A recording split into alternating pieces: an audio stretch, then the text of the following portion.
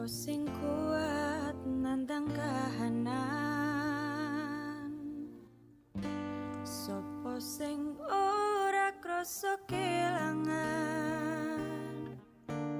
ditinggal pas sayang-sayangi, pas lagi jeru-jerune kowe milih dalan liyane.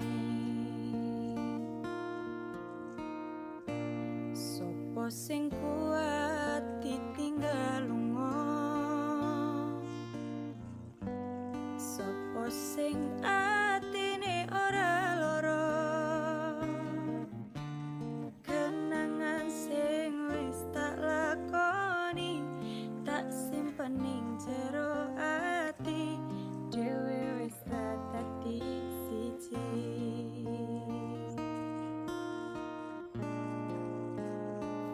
Wis ben tak lakoni nganti sakuat-kuate ati, pesenku mung siji sing ati-ati, iso ku mung mendem esuk tekan sonten, mergo sadar diri kula dudu sinten-sinten.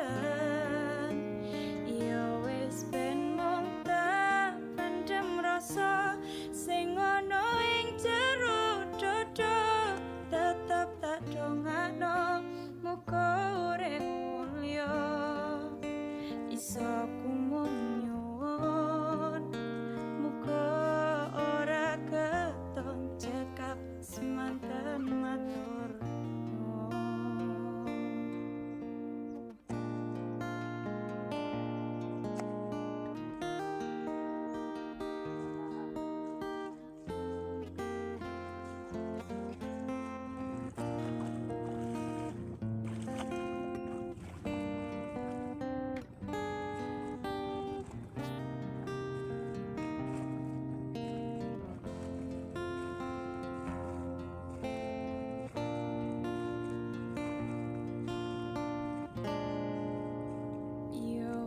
Ben tak lakoni nganti sakuat-kuate ati, pesenku mung siji sing ati-ati, iso